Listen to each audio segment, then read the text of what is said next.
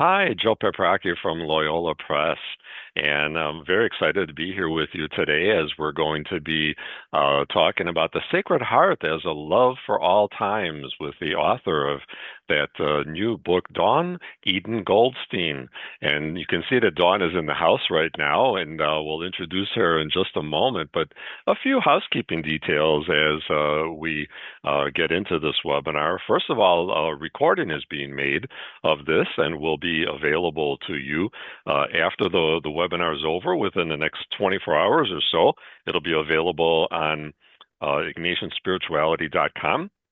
And a link will also be sent to everyone who's recorded. Typically, about 20% of people who registered show up live, and then they get the recording. But the other 80% are going to get the recording and watch it that way. And so we welcome all of you. We're using the webinar format, which means you will only hear and see myself and primarily Dawn. You will not be able to unmute yourself or to turn on your video. And so we appreciate you understanding that. If you need to reach out to us, please use the chat feature. My colleague Denise keeps an eye on the chat, and if you have any issues, you can bring to her, and she will try to respond about that. But if you have questions for Dawn, which we hope you do, please use the Q&A feature for questions, and then Denise sorts through those, and then with about 15 minutes left or so, we will jump into Q&A. And so at any time, go into that Q&A to put in your questions. So it's time for us to get started talking with our guest for today, Dawn Eden Goldstein.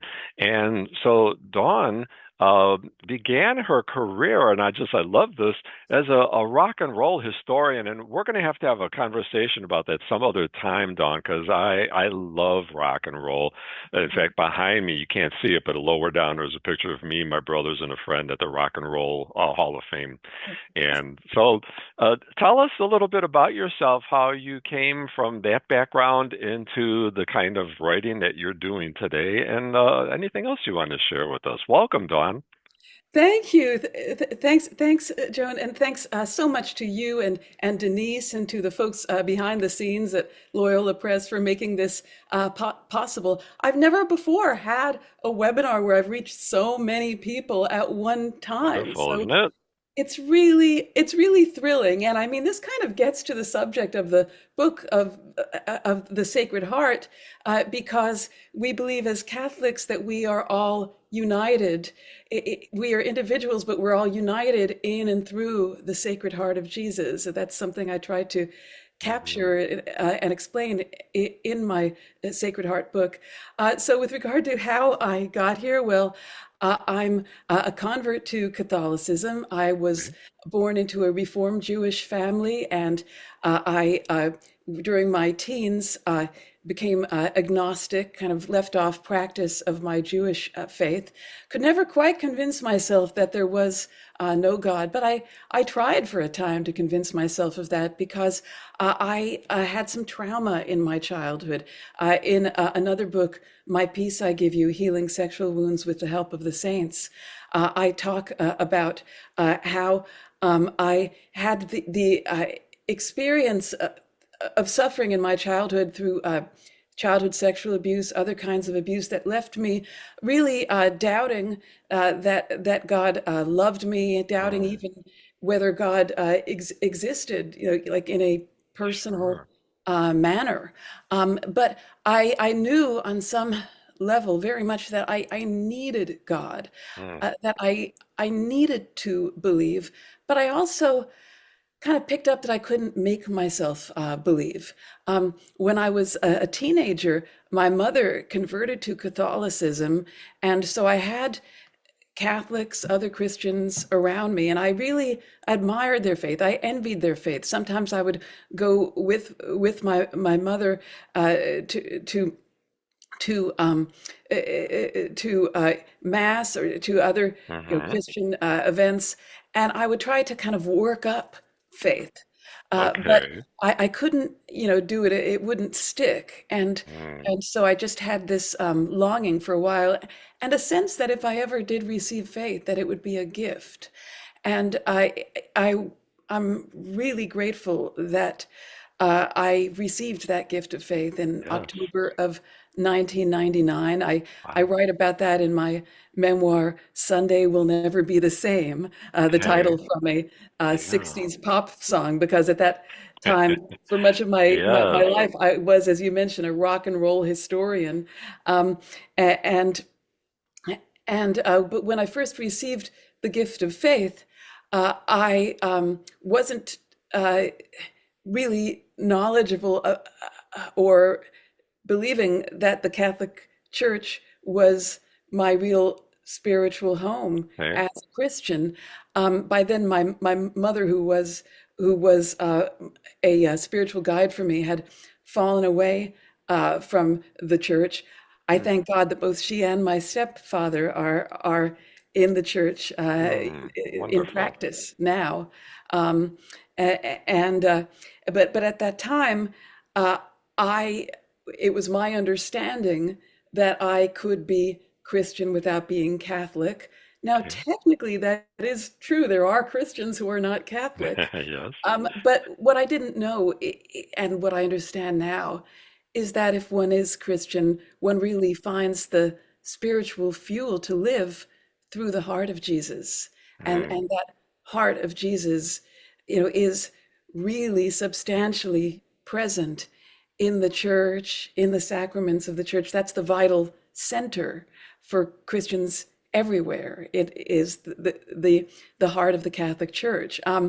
So at that time, as a former rock journalist, I was a rock and roll rebel. I was still a rock journalist at that time, and I didn't like rules. So I thought that as a Christian, I would be A, B, C, Okay. anything but Catholic. Okay. And I went church shopping for a few years, Mm. and I just kept finding myself being drawn Mm. to the church through the witness of Catholics, ultimately through learning about saints such as Saint Maximilian Kolbe, patron Yes. saint of journalists, very important saint for me. So, thanks be to God, Easter Vigil 2006, I Wow. entered into full communion with the Wonderful. Catholic Church. Congratulations. And next year will be 20 years for you to Yes, celebrate. And in the meantime, you earned a doctorate in sacred theology from one of my alma maters, University of St. Mary of the Lake. I received my doctor of ministry from there. And you also have a licentiate in canon law from the Catholic University of America School of Canon Law. So you are indeed quite learned now about your Catholic faith. How about that? Good for well, you.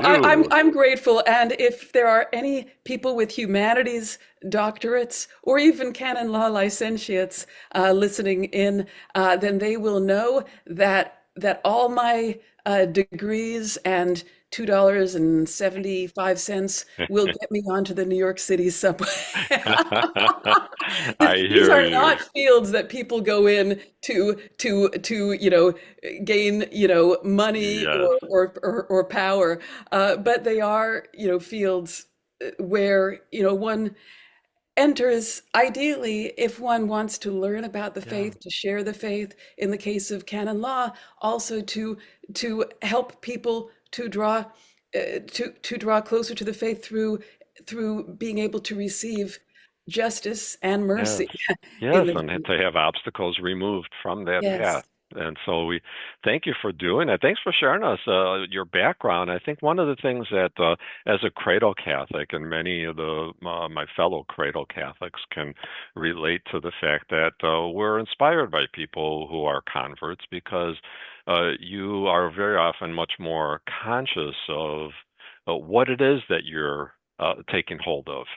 And whereas for many of us as cradle Catholics, it was just a way of living. And then as we got older, perhaps that was challenged from time to time, and we've had to stop and think about it and so on. But I think, the journey that you had as a convert certainly has a lot to do with the some previous books you've written, but also the book you've written now with for Loyola Yeah. Press, The Sacred Heart, The Love for All Times. Tell us a little bit more about what inspired this book. Well, if I could ever say that I've spent my entire Catholic life researching a book, it would be this. I thought it was truly miraculous. And I'm not just saying this because he's listening. It's really, truly miraculous for me that Gary Jansen, the Yeah. acquisitions editor at Loyola Yes. Press, approached me about this. Because in my previous books where I write about healing, the one I mentioned, My Peace I Give You, and also a book called Mm-hmm. Remembering God's Mercy, I studied Ignatian spirituality, which is very much centered on the heart of Jesus. It's one of those spiritualities that in the Catholic Church, people don't know this, but we can actually choose from a very wide range of Yeah. spiritualities and Mm-hmm. still be Catholic. Well, Ignatian spirituality is what is called a very incarnational Yes. spirituality because Absolutely. it's centered upon the union of the divine Mm-hmm. and human natures in the person of our Lord Jesus Christ.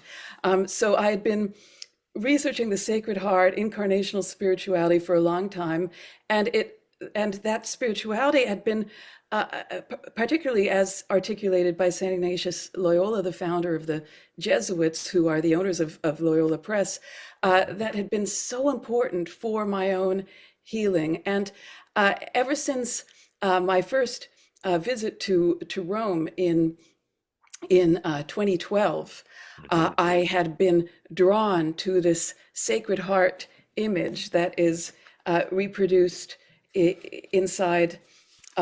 Yes, There we exactly. go. That's Yeah. beautiful. You can Thank hold up you. the book too. Oh, yes, it's reproduced inside by the Yes. introduction. Hmm.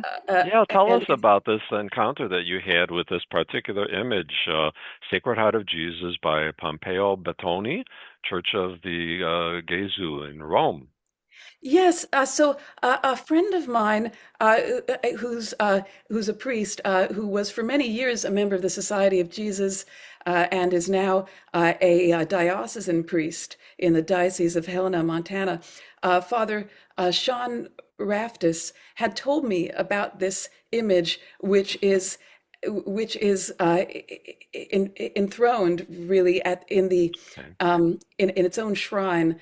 Uh, just if you're facing the altar of the Church of the Jesu, it's at the right hand side of the altar at that Church of the Jesu in Rome. So the church itself is named for for Jesus. I Yes. think the official name of it might even be Sacred Heart of Jesus. Okay. I'm not sure. Hmm. Um, and so Father Raftis told me, when you're in Rome, you have to visit this image. He was showing me Mm. pictures of it, and he was asking me to bring him back prayer cards from that church, because since the church owns the right to the painting, you can only get really good prayer cards of that painting if you go into Hmm. that church to their gift shop.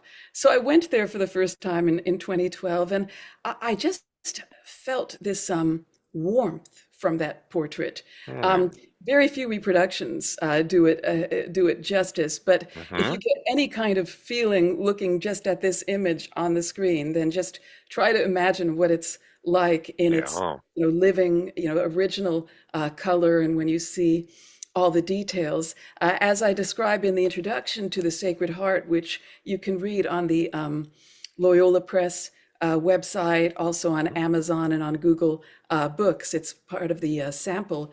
In the introduction, I talk about how this image is iconic because of that sense that Jesus is literally giving us, Mm. offering us his Yeah. heart, and he's looking at us in the manner of a bridegroom. He's Hmm.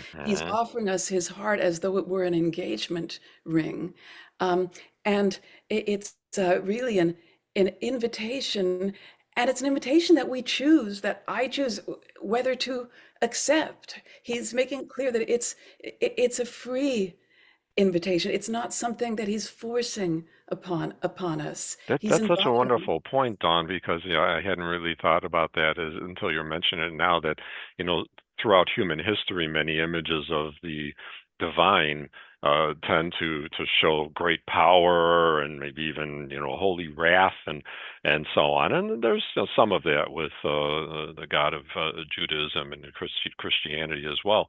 But this picture that we see of an offering, of an invitation, and you particularly stressed the concept of vulnerability. Tell us more about why that word jumps out from your heart and mind to share with your readers.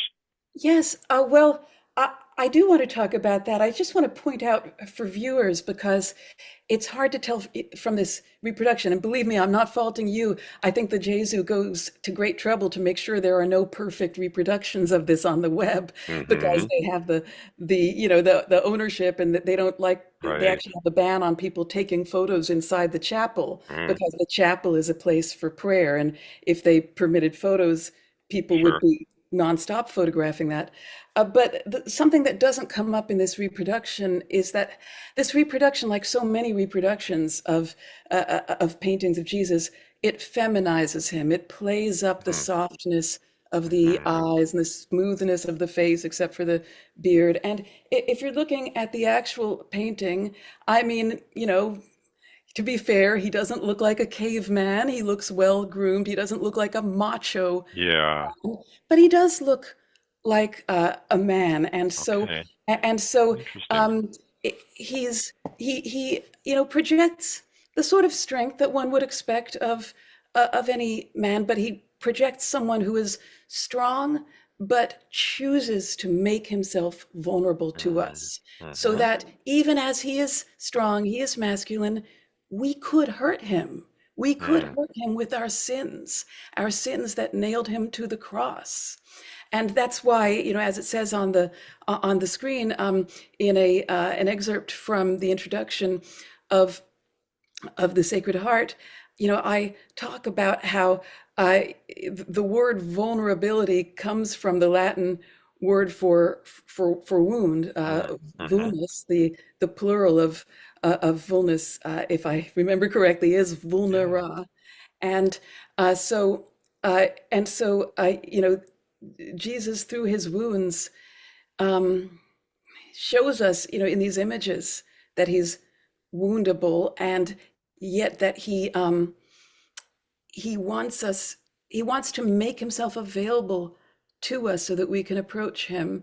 And so this, invitation of his heart makes me want to approach him in love, not Mm, wounding him anymore with my sins, but actually rather bringing him my own wounds, bringing him my own woundability, yeah. and trusting in him as Mm-hmm. uh, as we hear in the divine mercy revelation, which I talk about in, I believe it's chapter 4 of Okay. the Sacred Heart. In that divine mercy revelation, there's that prayer, Jesus, I trust in you. That's where Mm-hmm. Jesus wants to bring us with his offer of his Sacred Heart. He wants to bring us to offer him our hearts in trust and in love, that he knows what is best for us. Yeah, and absolutely the notion of, you mentioned the incarnation and how um, what an important and central message of the incarnation is the approachability of Yes. our Lord, becoming one of us. I just wrote a little reflection the other day about the Jesus's baptism in the Jordan and how the Jordan tends to be, kind of a mucky, muddy, dirty river, and that it's symbolic in many ways of how Jesus came down here to get his fingernails dirty and to be with us, and it makes him approachable. I really appreciate you sharing in the introduction and then just in these last few minutes some of your impressions of meeting the Sacred Heart.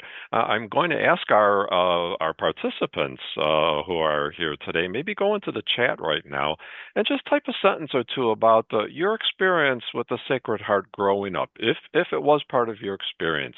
What was your impression? What spoke to you? Dawn spoke to us about vulnerability. Is there something else that spoke to you? And then after you and I share a little bit more here, Dawn, I'll ask Denise to come on and share a couple of the things that people are writing in. So once again, just go into the chat and write a couple of sentences about your impressions of the Sacred Heart that you had in your maturing years as you were growing up. In the meantime, Dawn, what I'd like to invite you to talk about is the direction then you took for this book was to not just talk about the Sacred Heart from your own point of view, but to do it through the lens of a number of saints. Tell us why you chose that, and then why you think that helps us to get to know the Sacred Heart better. Yeah, oh yes. I appreciate you asking that. One of the things that I think I share in the introduction is that when I first went from, as a new Christian, from researching and writing about 60s rock history, where I was interviewing people like Brian Wilson of the Beach Boys, Harry Oh, Nilsson, Gene Pitney, Del Shannon, oh, Leslie Gore, great artists. Um, when I first went from that to writing on my blog, The Dawn Patrol, about my journey of faith. Uh, Back then, I used to permit comments on my blog. I stopped when it got a bit too unwieldy, to police them and everything. But somebody who was actually being fairly, snarky, mm, basically commented that I was no fun anymore because I had just taken my enthusiasm for rock stars and channeled into saints. oh. And I thought, well, that's absolutely right. I mean, I still think it's fun. I think the It's a saints are different quite kind a of bit of fun. yes. That's right. And I try to, put that forth in my books. Mm, But that is true. And so, you know, likewise, as I share in the introduction and in that excerpt that you share here on the screen. So back when I used to do research on someone like Irma Thomas, who I interviewed, who sang the original released version of "Time Is on My Side" that the okay. Rolling Stones Yes. went on to record. Um, Hmm. I I would in like preparing for the interview, I would see, well, what have other people said about her? What have people who know her, Hmm. said about her? And so I took that same approach when writing about, the Sacred Heart, to look into, well, what do the Sacred Heart's friends say about the Yeah. Sacred Heart of Jesus? And so, as Yeah. it says here on the screen, in the case of the Sacred Heart, the friends of Jesus' heart are the saints. I And love that. I love that comparison. Again, because of my great love for rock and roll, and you and I must have another conversation, but not to get off point. But my daughter and I, several years back, went to see Paul Simon on his then oh, farewell tour. And we were waiting in line to get in, and we're talking to this old hippie couple in front of us, and talking about first concerts. And the wife said, "Oh, my first concert. Let's see. Oh, Janis Joplin." I was like, "Oh my goodness!" And the husband said, "Oh yeah, my first concert, Jimi Hendrix." I was like, I wanted to just stand there and talk to these two people about their experience of that. And so here you are talking about the saints in a similar way that you wanted to yes. see what other people have to say about Jesus and the Sacred Heart, and the saints, of course, are the Rock and Roll Hall of Fame for the church. So great connection there. I didn't mean to cut you off if you had something else to say about that. Oh, Otherwise, I want to get to oh, Denise. But oh, sure. Oh, sure. No, thank you, and I appreciate that. I think what I was going to say with regard to getting to know the Sacred Heart through the saints, is that um, the chapters in this book are about mostly canonized saints. There are some who yes. are servants of God, so their cause has just been Hmm. introduced. or they're venerable, which is a little higher on the ladder Right. They're getting uh, there. of the road to canonization. That's Pius XII. Um, and particularly with the canonized saints or the saints who have been declared venerable, if we share like their spirituality, how they understood Jesus, how they understood Catholic faith, we can be confident that anything we share about them has been, vetted. So it's not like just woo Yeah. woo kind of out Yeah. Oh, that's a great there. point. That there's credibility there. Yeah, Yes, we're not just going around telling wild stories. This has been really heavily vetted. yes, yes. Yeah, that's a great insight. So speaking of people sharing some of their thoughts, I invited a couple minutes ago people to go into the chat and share a few of their experiences of the Sacred Heart growing up. And Denise has been looking at some of those. Denise, share a few with us. What people are saying. Sure, we have some lovely stories and reminiscences here. Karen says her devotion started in fifth grade, making a Sacred Heart altar after years of making May altars to Mother Mary. Mm. Jim and I think some others shared similar stories of the parents had the image of Jesus's and Mary's Sacred Hearts in home as the child. It was displayed. Um, my family always had the two hearts on the family altar as a statue or poster. Hmm. Meredith said she didn't grow up with the Sacred Heart, but as a Protestant finds the tender heart of Jesus most inviting. Interesting. And Vicky says, as a child, I was fascinated that Jesus's eyes followed me. Yeah, I think a lot of people felt that about Sacred Heart pictures and so on. Thanks for sharing those, Denise, and everyone for sharing some of your experiences. And I guess I really feel like I wish I had some of your thoughts available to me when I was a child, Dawn, because I was never. It was never talked about this notion of invitation and vulnerability and so on. It was just, this guy with his heart outside of his body, and can as a kid you try to make sense of all of that and so on. So it's lovely to break that open and to see the warmth that's there and the humanity and so on. So without further ado, we want to get to some examples from your book, without giving the store away, of some of the saints that you've chosen to talk about how they relate to the Sacred Heart and what we can learn from them. And the very first one that you decided you wanted to talk about today was the beloved disciple, John. And so tell us a little bit about why John, or how John, can bring us to a deeper understanding of the Sacred Heart of Jesus. Uh, well, I appreciate you giving me the opportunity to talk about St. John because so much of what we consider now the theology of the Sacred Heart comes from John's Gospel. The other three Gospels are known as the synoptic Gospels. Matthew, Mark, Luke. Synoptic means like seen together, Okay. um, meaning that you can kind of point to various events in Jesus' life and say, well, here it is in Matthew, here it is in Mark, here it is in Luke, and you can kind of go on down the line.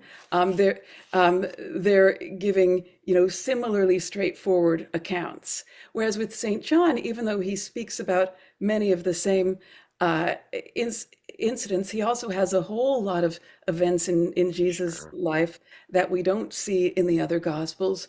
And more than that, St. John is trying to give a spiritual commentary to help us to understand the significance of these events. The other Gospel authors were writing. We're writing for audiences where, for various reasons, often because they were writing to a Jewish audience, they wanted to say, well, here's how prophecy was fulfilled in Jesus doing this and Yeah. that. So it's more like what we would call like apologetic in terms of saying, Yes. here are the reasons why you should believe if you've been raised on the Jewish scriptures, here's how Jesus fulfills them. Whereas John, even though there is apologetics in John as well, he's really bringing everything to the heart. Like no matter what background you are, whether you were raised Jewish or raised in any other faith system or no faith system, here Hmm. is why you should care about Hmm. Jesus, Jesus' life and death and resurrection. And with regard to the heart, it's it's from John's gospel that we have certain events that display Jesus' heart that we don't see in the other gospels. And among them, I talk about them. We have the wedding at Cana, uh, Yes. where where Jesus changes the water into wine. And one interesting thing that I bring out in this chapter is we're never told whose wedding it is. Right. That's true. And the fathers of the church, some of the earliest church writers, fathers and mothers of the church, and saints through the ages and theologians have talked about how the real meaning of that wedding, even though we do believe it actually happened, but the meaning of Jesus doing that miracle is because it symbolizes him espousing himself to all of us Mm. as the heavenly bridegroom who marries the church. His changing the water, transforming it into wine, is a sign of how he will transform our earthly bodies into heavenly bodies. It's a Mm. sign of his complete gift of himself and his own body and blood on the cross. And also, I won't go through every example, but in John's gospel, we have John leaning against Jesus' chest at the Last Supper, Yeah. actually I hearing the love that beats part of your of chapter there Jesus' on that. heart. Tell us a little bit more. We even have an image on the screen for people to look at. Yes, yes. So we have so many pop songs. I mean, I think of that Phil Collins one, which is a little late chronologically for me because I love the '60s stuff. But Uh-huh, sure. Phil, but Phil Collins sang about two hearts beating as with just one Yeah. love, Hmm. and that's really the message spiritually, that in a way John is trying to synchronize his heart Mm. to Jesus, just the way we speak about the Sacred Heart and Mary's Immaculate Heart beating as one. Hmm. And then it's in John's Gospel where we have John's eyewitness account Yeah. of Jesus' heart being pierced. Right. After he has died, he willed that he should continue to pour out his last drop of blood for us even after his death through the centurion's piercing his heart. And the church's theologians believe that miraculous outpouring, or I shouldn't say not necessarily miraculous, as I talk about in the book, but certainly wondrous. Yes. Even if there was a physical reason for Good it, word. it's marvelous, it's Yeah. wondrous. That Hmm. outpouring symbolizes, for the church's theologians, the outpouring of the sacraments, where Jesus continues to give himself to us through his church. Powerful images and many more. Dawn is just giving us a taste of a few things from John and also of just a few saints. We're going to move on in a second to a more contemporary example. But in the meantime, I just wanted to remind people, if you have a question for Dawn, now's the time to put it into the Q&A feature. And in about 10, 12 minutes, we're going to head over to the Q&A for that. But let's move on then, since our time is short, to talk about another example here. And now, as I mentioned, a more contemporary example, servant of God, Julia Greeley. So tell us a little bit about Julia and again, her connection to the Sacred Heart of Jesus. Well, Julia Greeley was a former slave who moved to Denver, Colorado, after and worked for a time as a domestic servant there, and then she she lost her job. The couple that she was working for got divorced, and she was actually blackballed by the husband of the woman that she served, because he resented that she was close mm, to the wife, and so she had trouble getting work after that. But she was always grateful to the couple that had hired her, because the wife was Catholic, and the wife uh, really helped to bring her into the Catholic Church. So she became a parishioner at Sacred Heart Catholic Church in Denver, which was then administered by the Jesuits. She became a member of the Third Order of St. Francis. We would call them now the secular Franciscans. And also, she became a member of the Apostleship of Prayer, which is now in the United States called the Pope's Prayer Network, and it spreads devotion to the Sacred Heart. Um, and so she really spent her life both in spreading devotion to the Sacred Heart and in acts of charity. And one thing that's just amazing about her is that she was dirt poor herself, especially mhm, after being blackballed and yeah, unable to get steady work.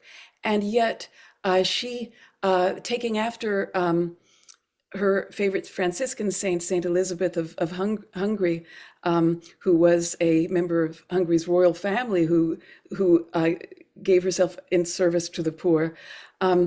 Julia Greeley, who had nothing of the trappings yeah, of royalty, but had a royal heart.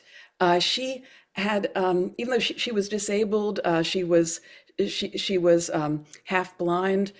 She would roll a red wagon behind her around Denver and collect items for the poor, which mm, she would then deliver in the dead of night, mm, because Denver was almost entirely a white city. So if mm, she wanted to give things to the poor, she was very often giving them to white families who, in that first part of the 20th century, did not want it to be known that an African American woman who was considered, you know, lower than them on the social ladder was mm, giving them charity.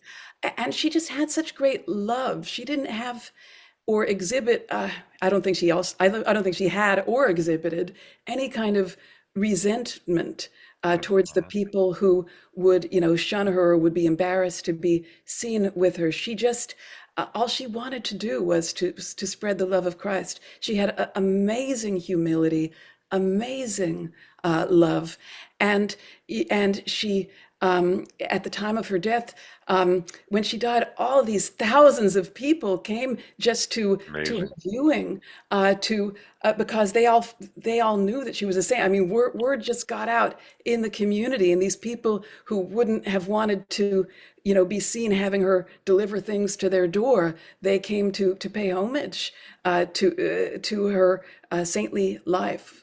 Wonderful apostle of the Sacred Heart. It's a beautiful story, a powerful story, and I'm hopeful and certain that your inclusion of her in your book will contribute to the speed with which she is canonized. I I believe hope that so. she and about 6 or 7 other Black Catholics are up for canonization, and we pray fervently Right. that Julia Greeley and others are brought to that level of honor so that we can learn from them.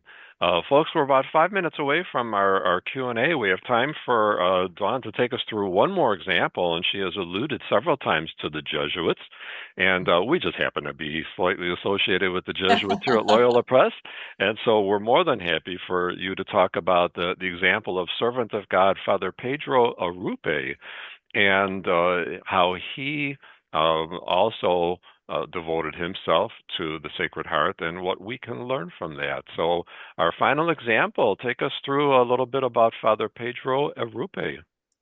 So Father Pedro Arrupe had an amazing life. I'm only able to share just a bit of it in the Sacred Heart. And so I just kind of zero in on his devotion to the Sacred Heart. But he was born in Spain. He was doing his Jesuit training at the time when the Jesuits were expelled from Spain during the Spanish Civil War.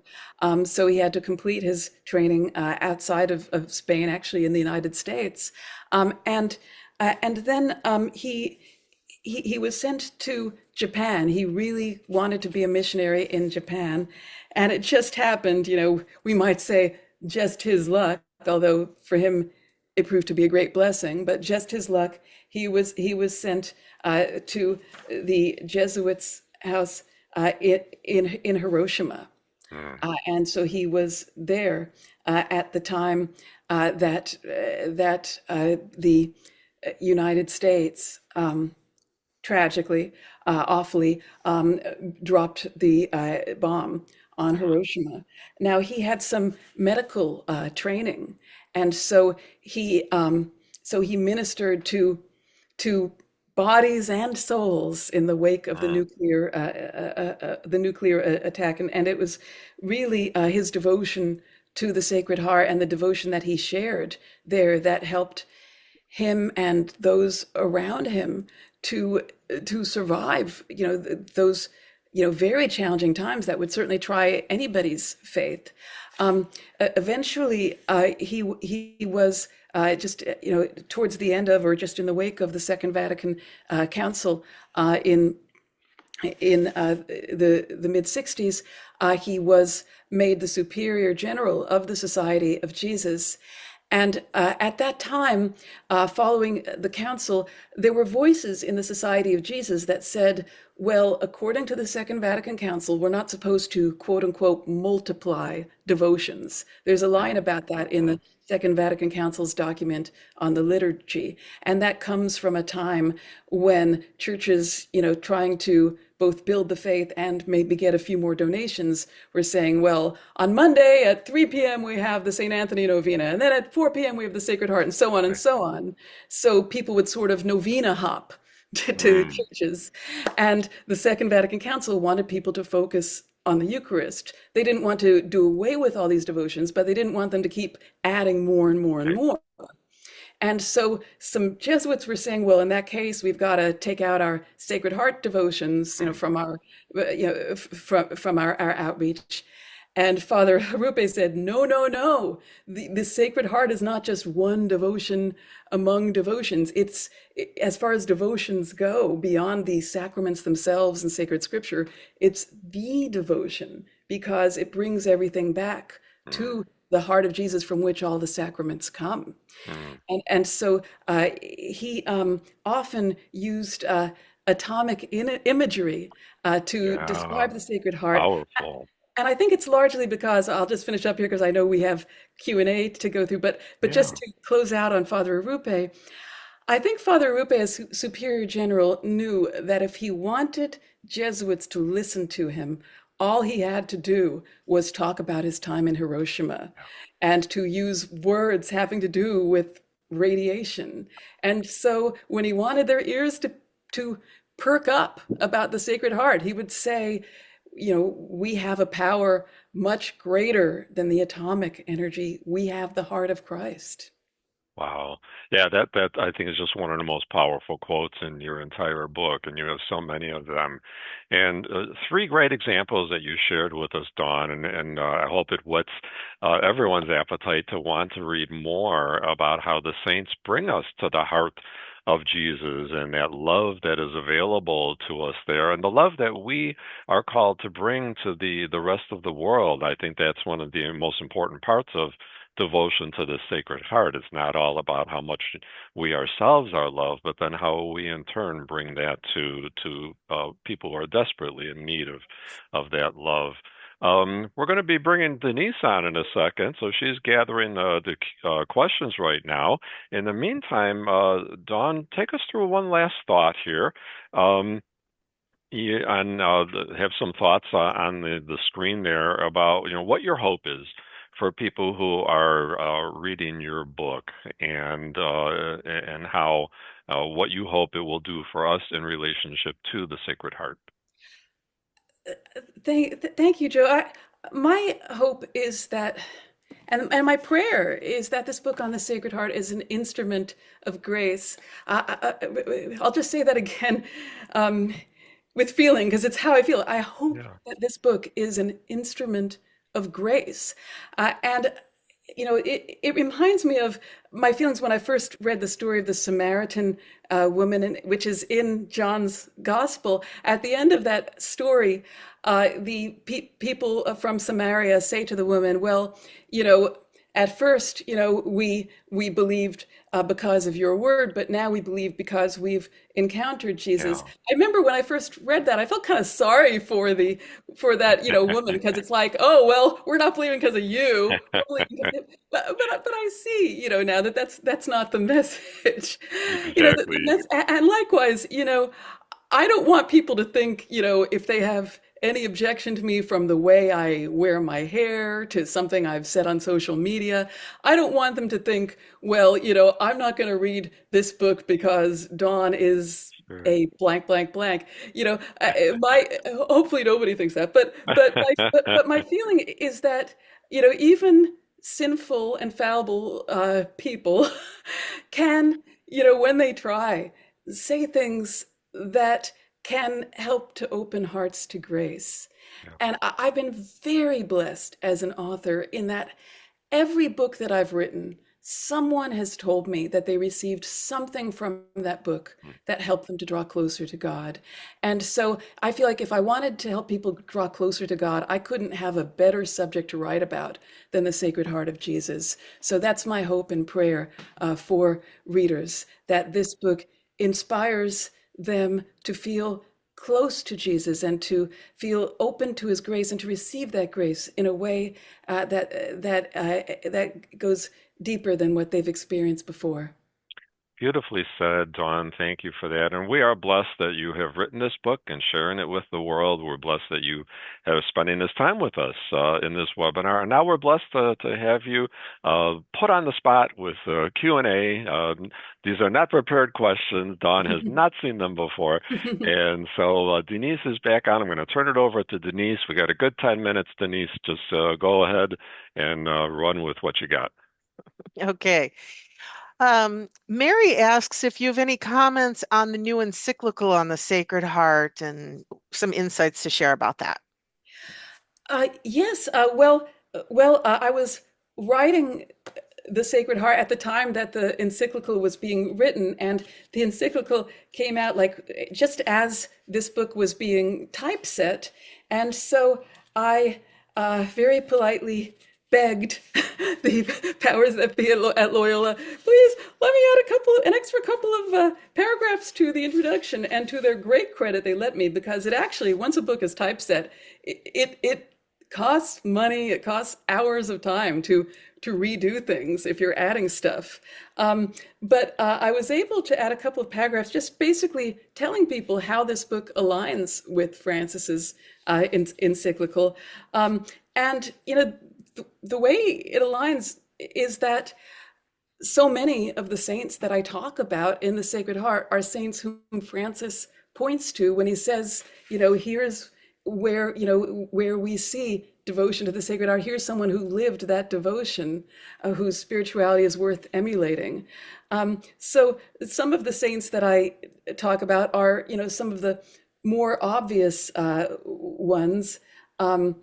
Saint Saint John, Saint Augustine, Saint Margaret Mary, Saint Faustina, Saint Therese of Lisieux, maybe a little less obvious, but she still, she was a member of the Apostleship of Prayer. She is known as an apostle of the Sacred Heart.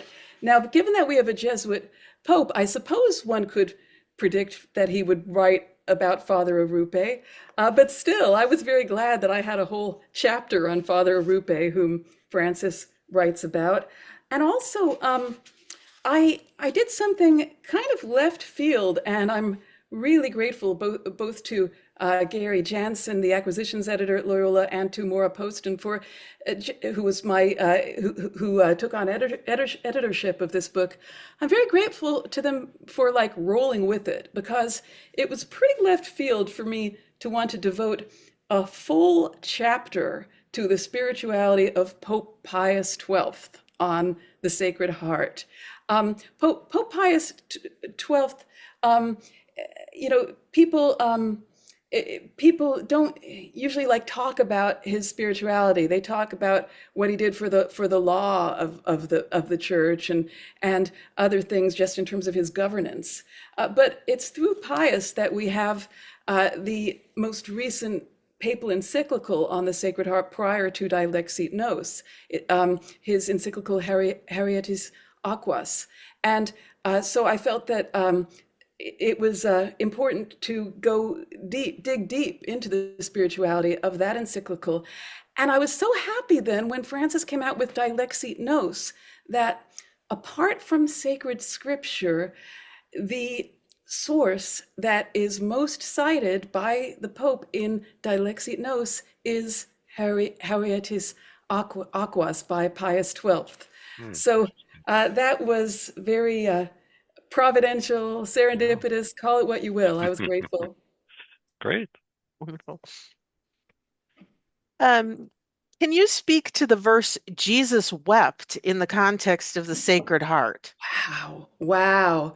Well, I don't talk specifically about that in the Sacred Heart, but boy, if we ever saw um, saw an emotion of Jesus that really speaks to the Sacred Heart, it's Jesus wept. I only just realized as you said that, I've never contemplated this before, that, you know, apart from, I suppose, when Jesus heals the blind man by spitting on the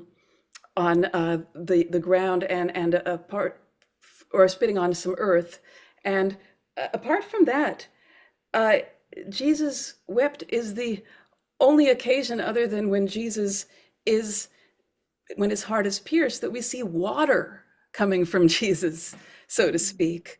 So, in a sense, his weeping is a sign of the outpouring of water, of blood. It's a sign of that gift of self. Uh, you know, um, you know, you know, when we weep, it is literally, an outpouring. And so Jesus wept really shows his divine love expressing itself through his human love.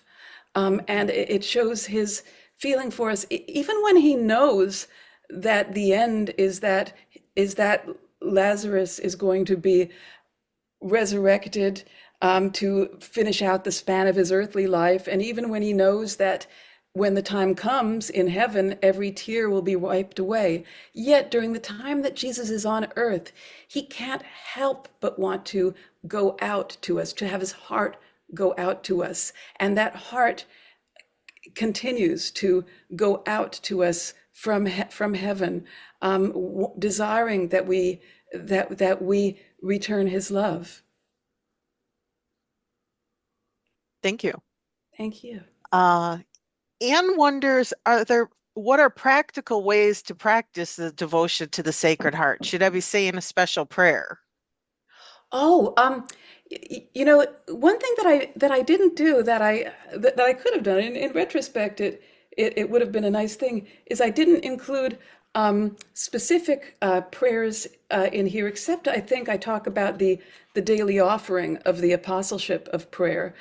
So perhaps if you could put in the website, I think it might be Pope's Prayer popesprayerusa.com, I think. If you could find the Pope's Prayer Network URL and put that into the comments. I recommend the daily offering of the Apostleship of Prayer, Pope's Prayer Network, because what that does is if you make that offering, you are asking God to, through the heart of Jesus, to make something of everything that you do and think and experience, all your prayers, joys, works, sufferings. You're asking God to use those as part of, his treasury of grace, so that if you're joyful over something that's good and ideally joy is over something that's truly worth being joyful about, then God can use the grace from that joy to draw people closer to him. If you're suffering, God can use the grace from that suffering. So when I make that daily offering of the Pope's Prayer Network, I can trust that no matter how my day goes, whether it's the most awesome day or less than awesome, Mhm. I can trust that grace will come from that, that will help draw people closer to Jesus. I'll just interject for 1 second here and ask that if someone hasn't done it already, that perhaps one of our participants can put that link into the comments, or Denise may have done it while she's talking here at the same time. She's can somehow do two, three things at one time. But anyway, we got time for one more question, Denise. Okay. Um, did you make a connection between the Sacred Heart and the Divine Mercy? Yes, yes, I do. And I really enjoyed doing that. So the chapter following St. Margaret Mary, chapter 3 is on St. Margaret Mary, who had the revelations of the Sacred Heart that helped lead the church to establish the Feast of the Sacred Heart. The very next chapter, chapter 4, is on St. Faustina Kowalska, who received the Divine Mercy revelation. And in that, I don't want to give away the game too much, but I can tell you that on pages, let's see, where is it? Pages 49 and 50 really go into that connection between the Sacred Heart devotion and the Divine Mercy devotion, because they're both centered on the very same heart of Jesus. They just are looking at it from different aspects. Wonderful. Well, thank Wonderful. you so much. Thank you, Denise, and thank you to everyone who submitted wonderful questions for Dawn to answer for us. Dawn, thank you so much for this time together. We really appreciate it. It's a beautiful way for us to reflect during these last couple of weeks of Lent. And I wish you the very best and invite you to just share a couple of last thoughts here to our listeners as we send them on their way. It's just a joy to share this message. I mean, when I look back on my life, the things that I did, and whether the time I spent was good or fruitful, I can just know that one thing I'm never going to regret is spending an hour sharing the message of the Sacred Heart. So thank you. Thank you so much, Dawn, and wish you well. And I do so hope we get a chance to talk about rock and roll. I That would that love would that. be good for the heart and soul as well. So Absolutely. thank you, Dawn. Thank you to everyone for joining us. You can find Dawn's book, which you see on the screen there, as well as a QR code that you can scan right now. But you can also find her book at store.loyolapress.com. You can call our customer service at 800-621-1008, and during business hours, speak to a real live human being. And once again, a recording of this wonderful hour with Dawn will be available at ignatianspirituality.com, and the email will also be sent out with a link on it. And please do share it with others. It's, I think, one of the ways that we Catholics evangelize is by simply sharing things with others. Say, hey, I have this book I think you would enjoy. And you just drop it on their desk. Or, hey, here's a link to a webinar. And it's a subtle way, but a very direct way also of evangelizing. Our prayer is that the remainder of this Lenten season will bring you abundant graces, and that the celebration of Easter and the Easter season will bring all of us closer to the Sacred Heart of Jesus and his divine mercy. Thank you, Dawn, once again. Thank you to everyone. And this is Joe Paprocki from Loyola Press. Until next time, God bless. God bless you. Thank you.